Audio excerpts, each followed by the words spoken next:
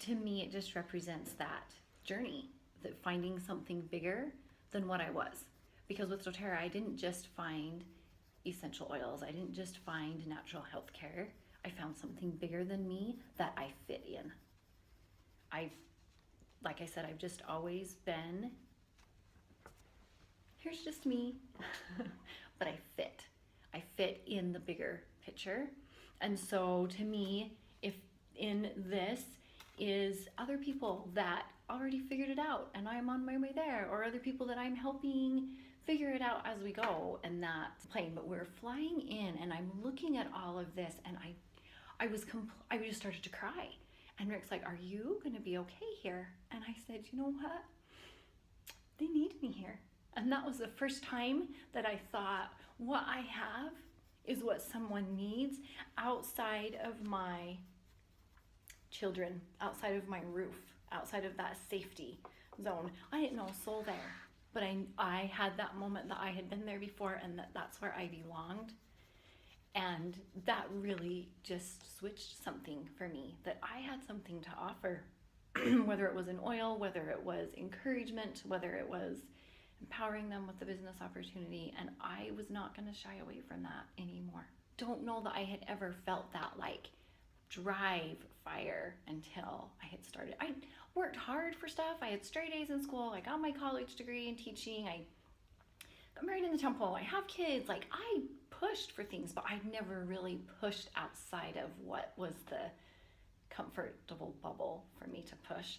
And so when I watch people push outside of that, it's like I relive that moment all over again with them, because it will change generations, because I've seen how just what we've been able to change at our house, what I've changed for my kids, and just the possibilities. Well, but if I liken it to that, so the reason that we started with doTERRA, or that we started to look for natural options, was because we had watched my mother-in-law die from cancer, and there was nothing we could do. She couldn't sleep. She would get confused. Her feet were on fire all the time. The chemo had burned her nerve endings. If I had found doTERRA sooner, I would not have changed the outcome. That is what it was. It was her pathway. That was part of her journey, and that's what it is. I don't get to change that. I don't get to play God, but Rick and I both left her passing wishing that we had just been able to provide more emotional support, more help her sleep, all of those little things. And that's when we thought there's got to be more tools out there. And that's when I started looking for the oils.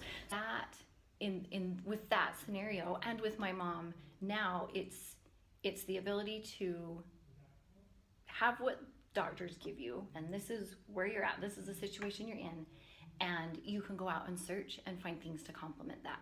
So I wasn't going to fix her cancer, but Joanne couldn't sleep. So if I had been able to rub lavender on her feet or put it in a diffuser so that calming aroma could just help her to sleep, then that's just an added tool in my belt. So like with my mom now, diffusing On Guard so that her immune system stays strong. She knows, the doctors know exactly how many days after the chemo that her white cell count is the worst.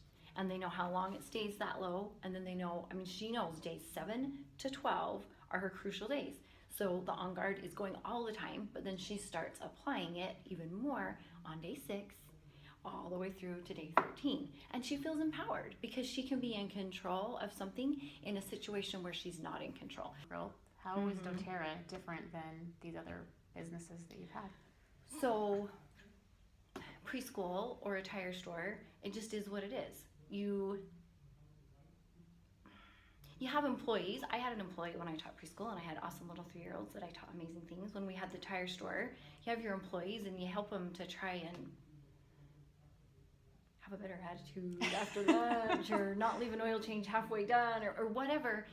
But to me, the difference is that there's no ceiling with a network marketing company, and especially with doTERRA.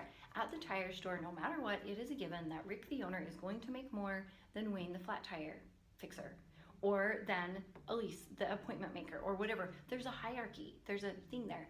And with network marketing, there's no limit there. There are people on my front line that make more money than I do.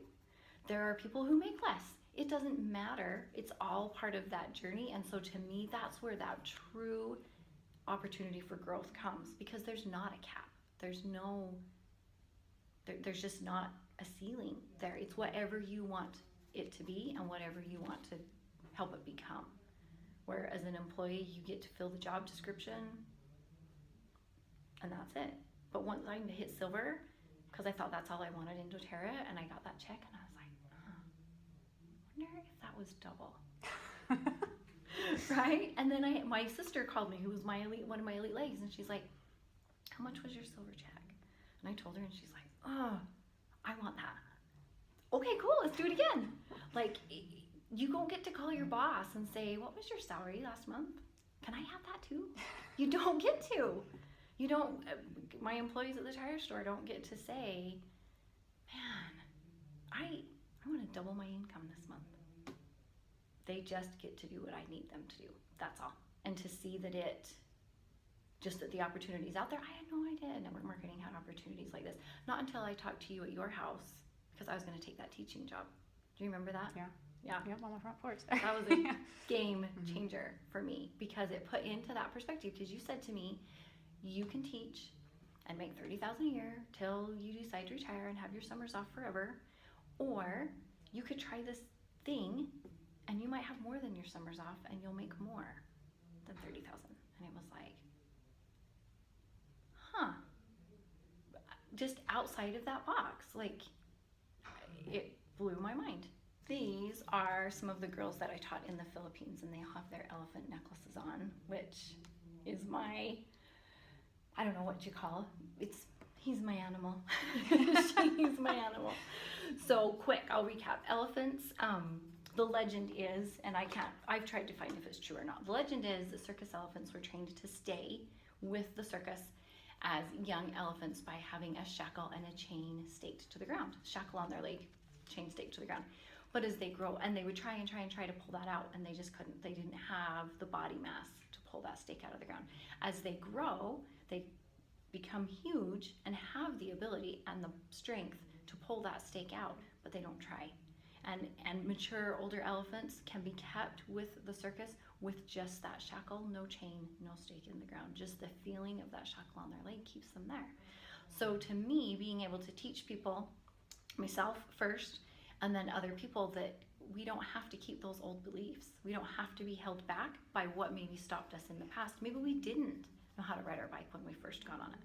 But does that mean we don't keep trying? And that seems so black and white. But when you start to look at bigger things in our life, we do let things hold us back. Well, I was doing a mentor call the other day. This woman's had the same carpet in her house for 30 years, and it makes her mad, and she hates it, and she hates shampooing it. And she says, the other day I was shampooing my carpet, and I thought, my mom's never gotten new carpet. I think I deserve new carpet. How is that holding her back in her life? We came up with a list of about 10 things that she was holding herself back because she'd never seen her parents get that. So maybe she didn't deserve that. So these girls, that's what we taught them, was how to not listen to any voice but their own, and to make sure that that voice is strong and powerful. And so I just love this picture, because that's me being big in a big world. And the second piece to that is that not only do I want to just empower everyone, but my priority is my kids. It's that next generation and passing it forward. So this is Shandy presenting to these girls after they had gotten their bracelets, and sharing with them her affirmations and what she uses to block out those negative voices every day. And that's a big deal that I get to give that to my kids. I go back to that a lot, and I watch Brittany give that to my grandkids, and it's just, I love that that's what I can leave. Before is that hard work, that getting to that rank of diamond, getting to where we had replaced our income and beyond. So my husband works because he's good at it and he's good at what he does, but we're not tied to it. He doesn't have the stress of being a parole officer's got to pay the bills and it's not going to. So he gets to be better at his job, which is a side benefit. And then we have the finances that we can fly to the Philippines. And it was not a big deal for 4 of us to fly to the Philippines when that would have been unfathomable.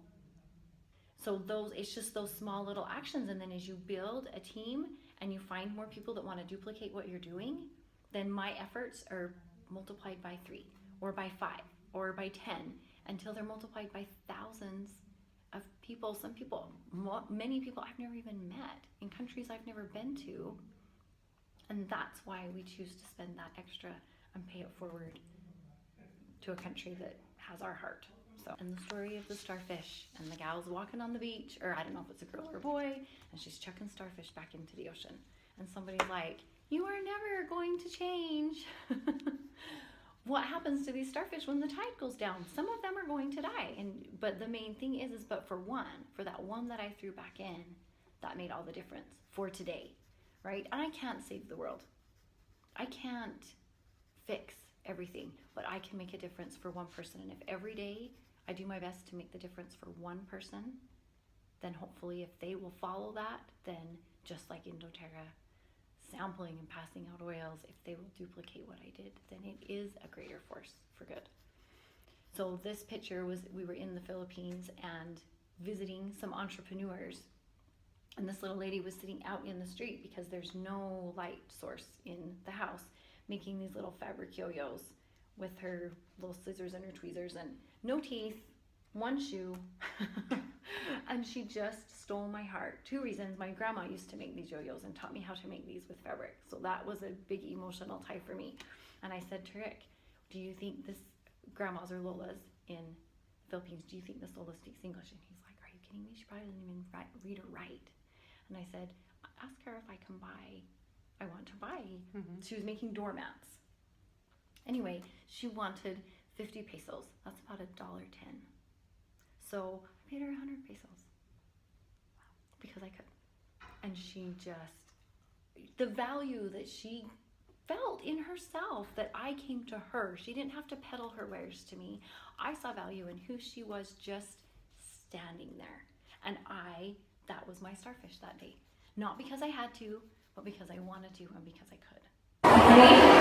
Thank you.